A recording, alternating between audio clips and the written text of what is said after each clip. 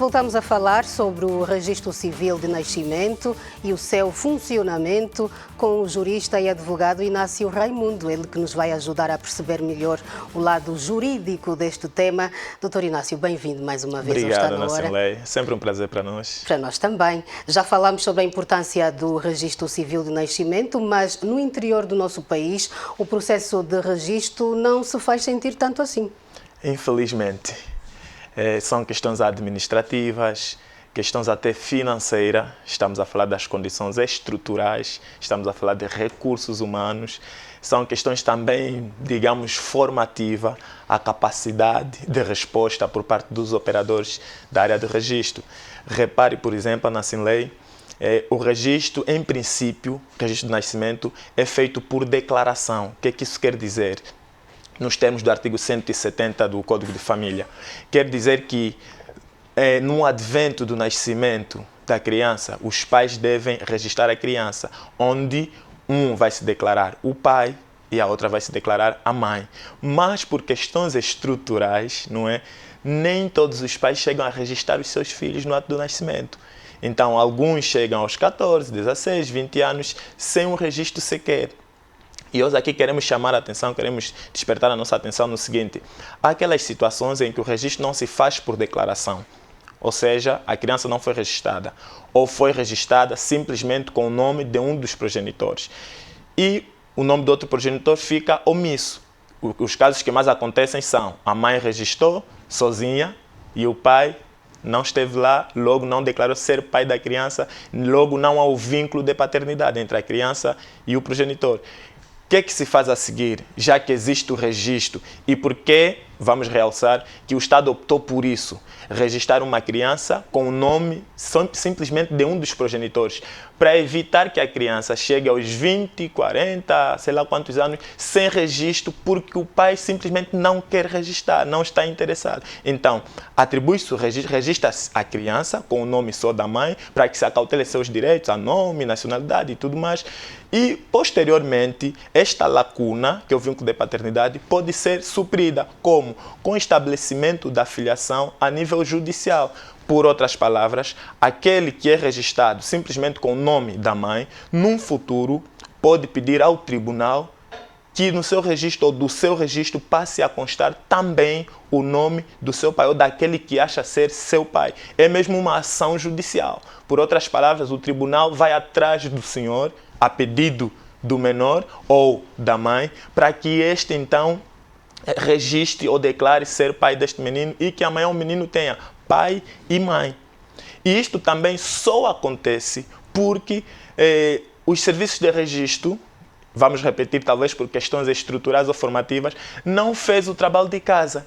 Que trabalho de casa é este?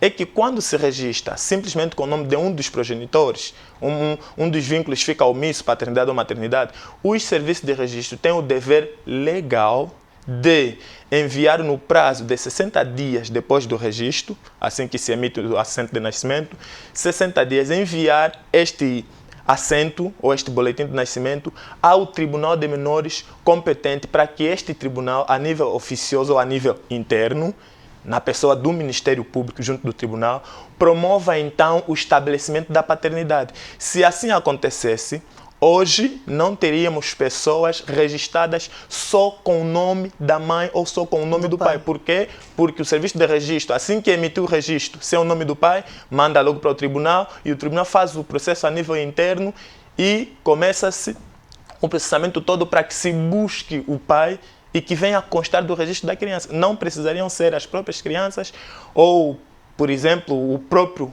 pai, no futuro, ir atrás desse registro. Seria a nível interno.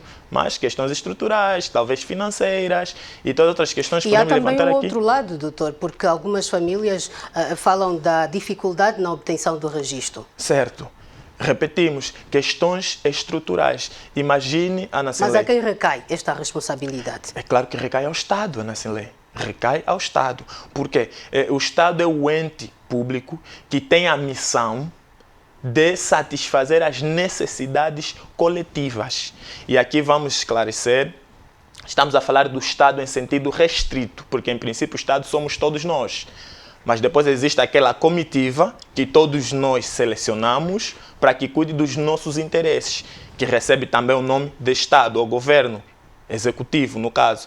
Então, é função, é tarefa do executivo, do Estado, da administração pública, conceder ou realizar o registro enquanto necessidade coletiva, até porque é com registro que se adquirem certos direitos civis, nacionalidade, direito ao nome e tantos outros direitos oriundos de registro. Quando Direito não se à tem um registro. identidade. Direito à identidade, obrigada, Nacilei, já agora. Direito à identidade, porque depois do registro, aquilo que vem lavrado em registro é o que nós somos, é o que nos representa. Então é tarefa do Estado.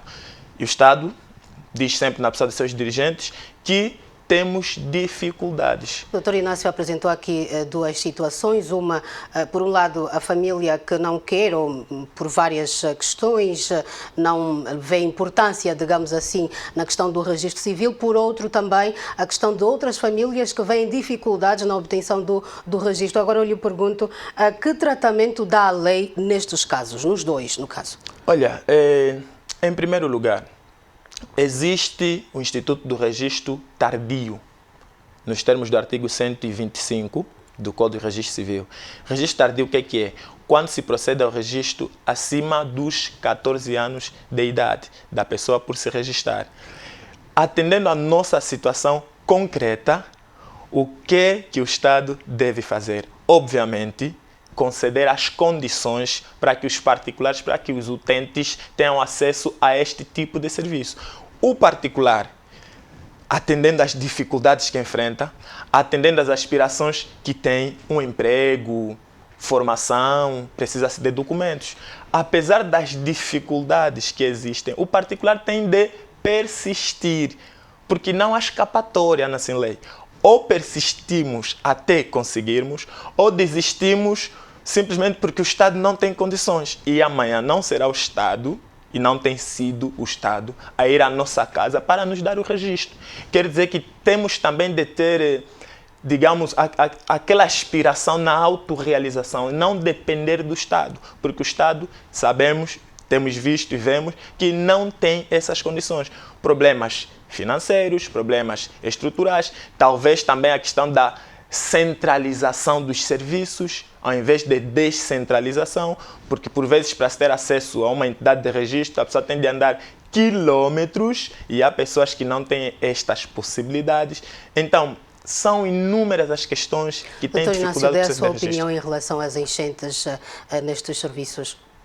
Olha, enchentes, imagina na lei, reclama-se muito a nível dos nossos serviços públicos a questão da burocracia. Por que a burocracia? É que certos processos, ou certas instruções de processo, está melhor assim, não tem necessidade de levar tanto tempo. E é a altura também, vamos repetir, já dissemos da outra vez, de se rever o Código de Registro Civil ainda vigente no nosso país, que é antigo, tem de se atualizar. A atribuição de certas competências a entidades mais próximas ao cidadão. Imagine a alteração de um nome tem de chegar até ao Ministro da Justiça. Retificação de um registro, imagine Inácio Raimundo, o operador de registro escreve Enácio ou Inâncio. Esta simples retificação leva a um processo bastante demorado, que achamos ser desnecessário. Tem que se atualizar a legislação, de modo a abreviar o processamento. Isto seria um passo para se evitar enchente. Porque a enchente é que a forma de atendimento, a dinâmica de trabalho, obedecendo aos ditames legais, é muito apertada, porque os processos têm de chegar a certas entidades que não têm contato direto com o cidadão. Aqueles que estão lá para nos atender não têm muitos poderes, então têm de acumular processos, até chegar à entidade competente, que talvez só tenha um dia no mês para aquelas questões específicas.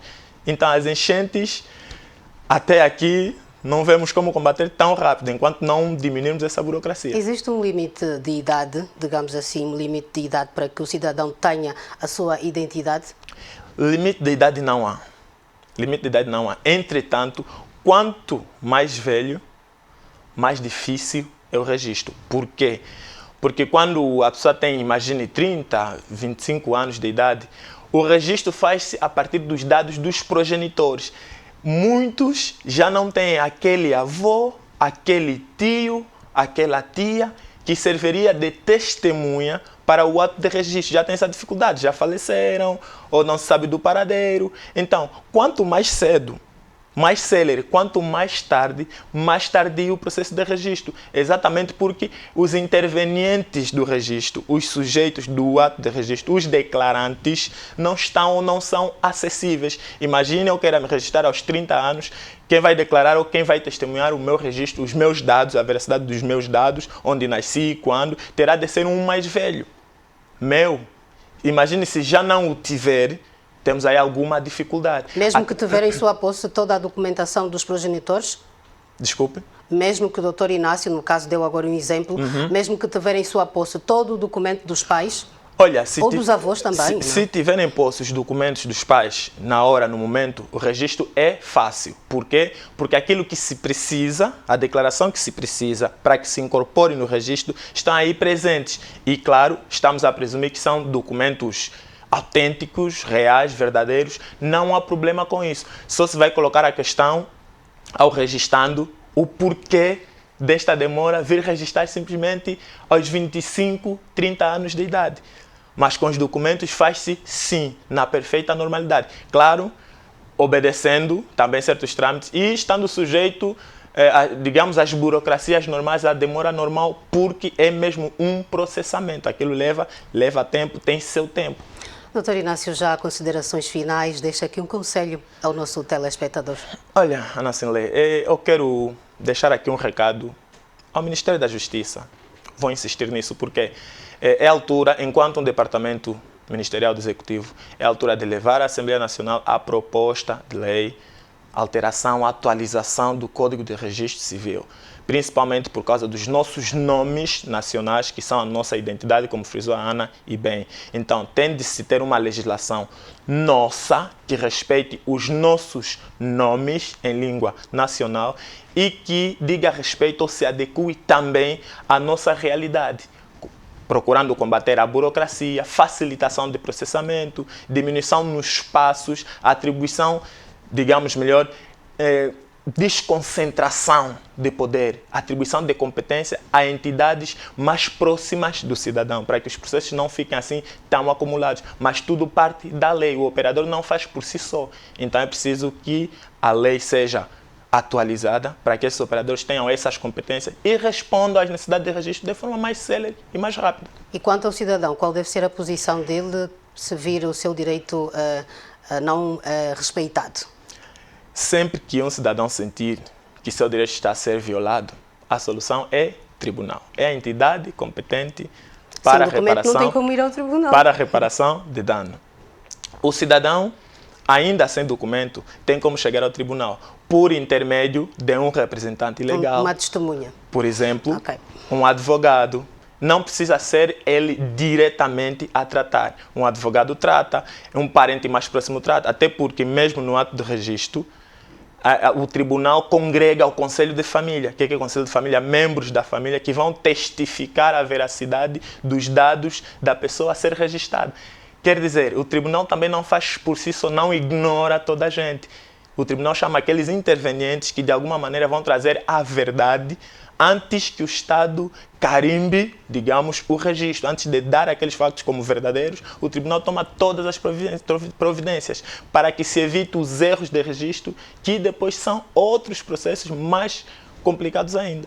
Direito à identidade acima de tudo. Muito acima obrigada, de tudo. doutor Inácio. É sempre um prazer, Ana Sinlé. Para nós também, um grande prazer. Até a próxima. Até a próxima.